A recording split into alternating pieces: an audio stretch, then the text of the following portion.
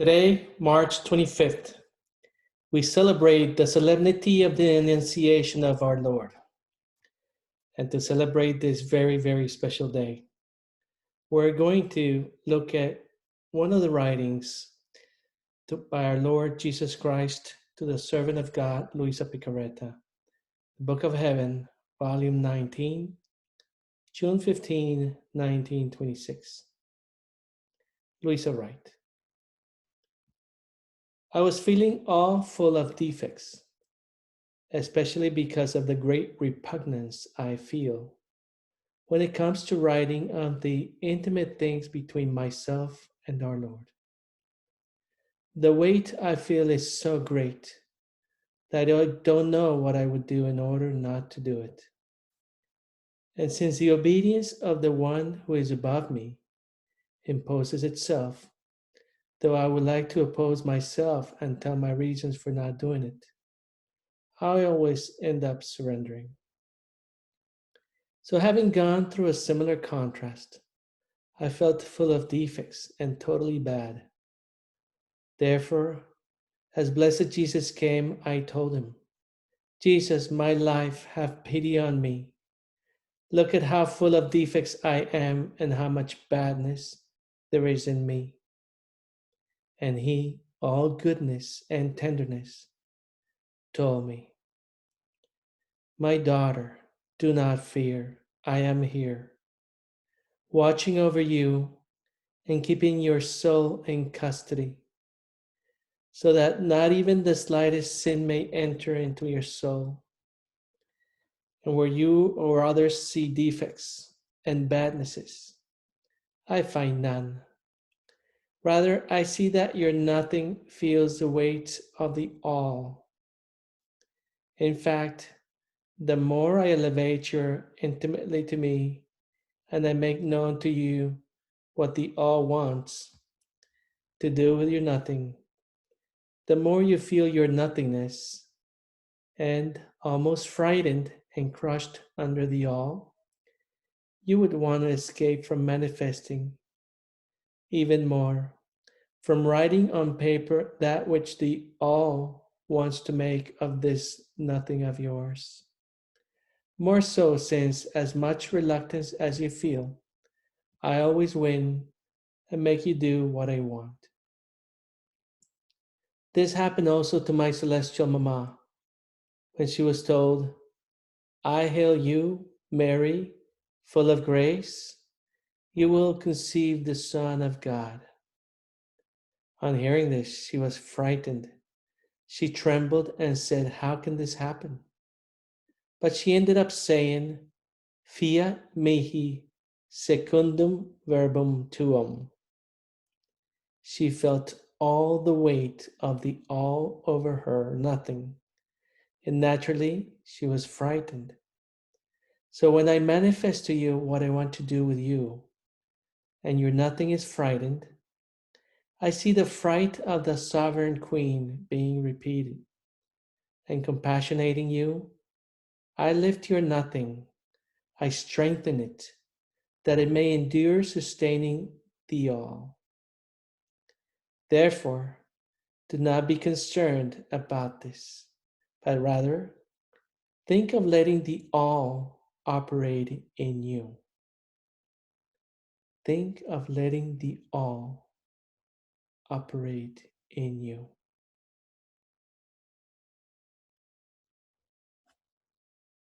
Then, after this, I was doing my usual acts in the divine will, embracing everything and everyone, to be able to bring to my Creator the acts of all as one single act.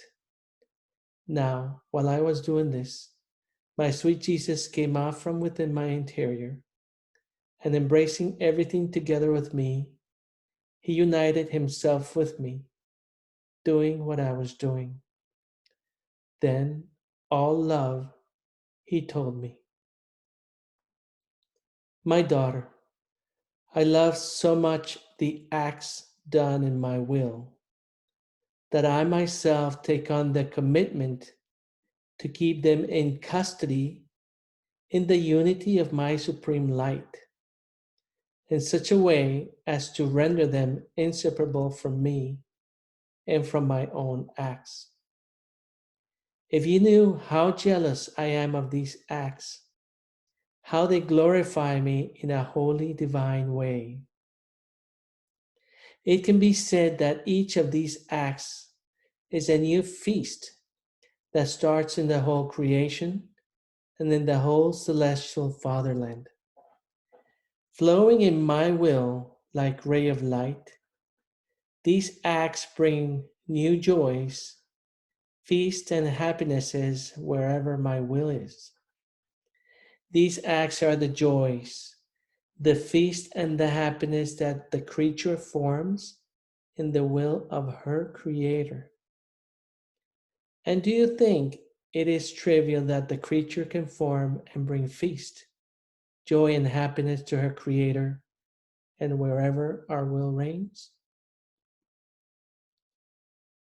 Again, it can be said that each of these acts is a new feast that starts in the whole creation and in the whole celestial fatherland.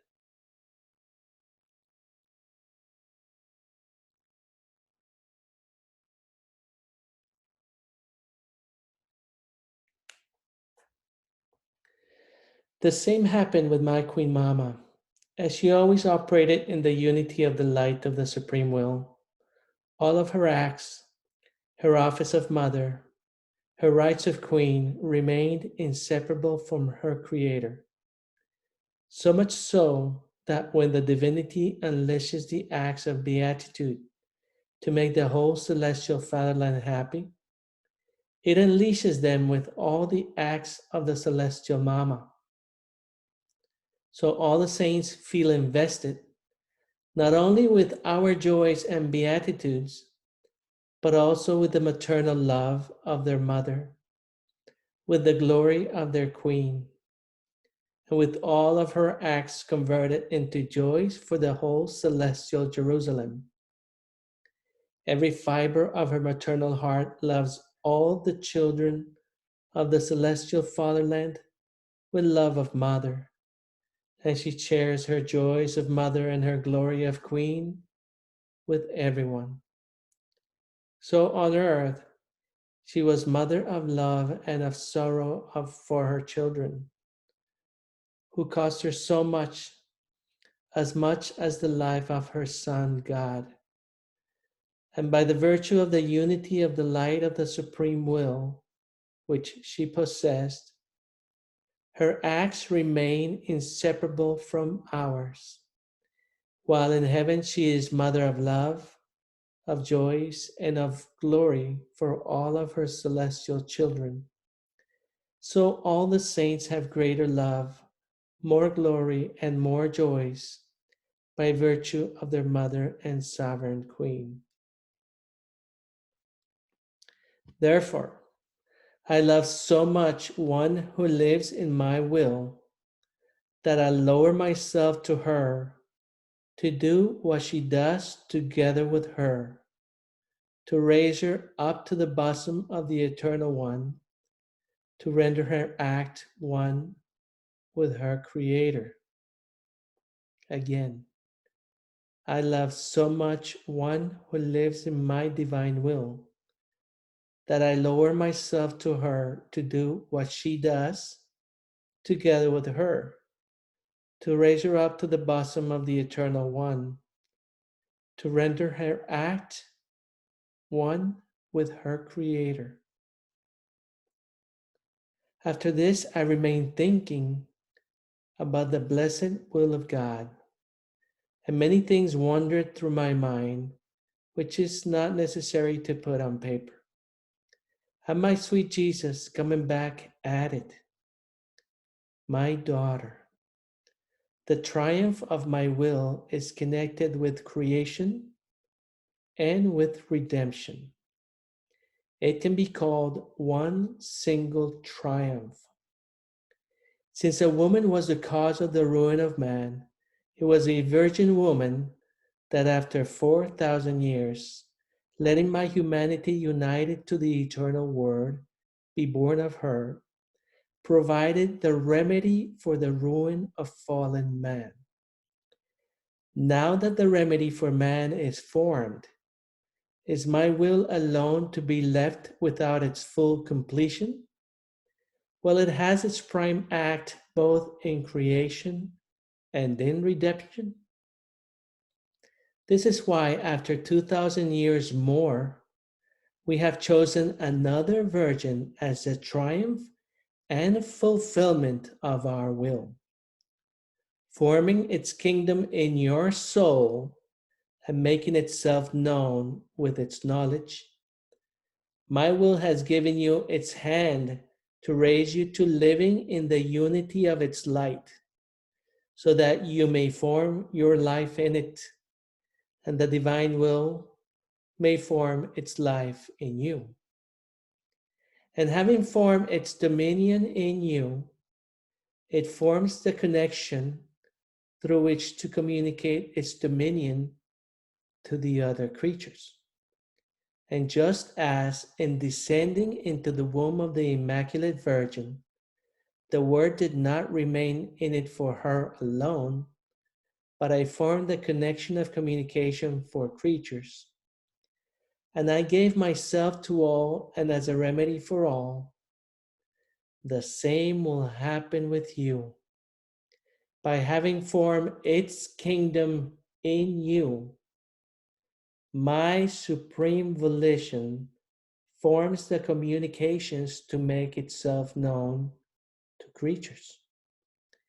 Everything I have told you about it, the knowledges I have given you, the way and the how of the living in my will, by making known to you how it wants, how it yearns for man to return into its arms and enter once again into his origin of the eternal will from which he came, are all ways of communication, bonds of love, transmission of light, a breeze to make them breathe the air of my will, and therefore disinfect the air of the human will, and a mighty wind to conquer and uproot the most rebellious wills.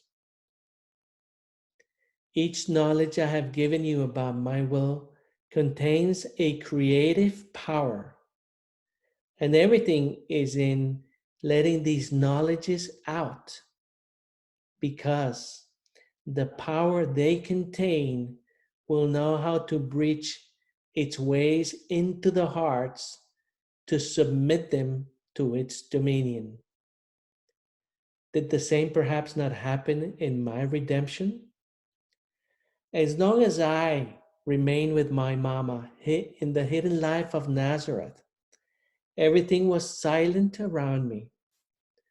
Although this hiddenness of mine, together with the Celestial Queen, serve in an admirable way to form the substance of redemption, and so that I might announce myself as being already present in their midst. But when did its fruits communicate themselves in the midst of the peoples? When I went out in public, made myself known, and spoke to them with the power of my creative word. And as all that I did and said spread and keep spreading till now in the midst of the peoples, then did the fruits of redemption have their effects, and still do. Indeed, my daughter, if no one had known that I had come upon earth, redemption would have been something dead and without effects for creatures. So knowledge gave life to its fruits. The same will be for my will. Knowledge will give life to the fruits of my will. This is why I wanted to renew what I did in redemption, choosing another virgin, remaining hidden with her for 40 years and more, segregating her from everyone as if in a new Nazareth, to be free with her to tell the whole story, the prodigies and the goods contained in it, so as to be able to form the life of my will in you. And just as I chose Saint Joseph to be together with me and my mama as our cooperator, tutor, and vigilant sentry for me and for the sovereign queen, in the same way I have placed near you the vigilant assistance of my ministers, as cooperators, tutors, and depositories of the knowledges, goods, and prodigies contained in my will.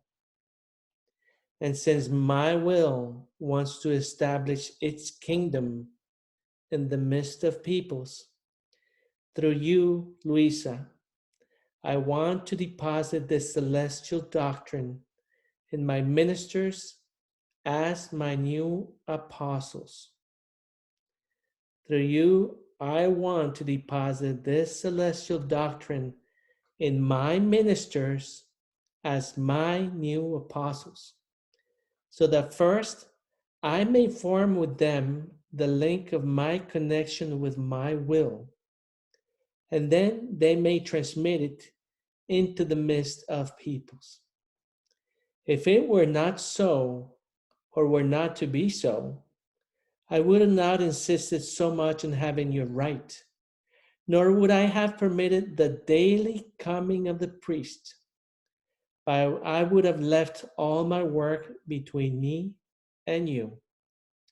Therefore, be attentive and leave me free to do what I want in you.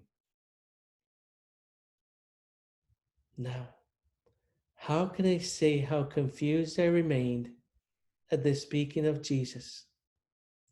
I remained mute, and from the depth of my heart, I repeated, Fiat, Fiat, Fiat.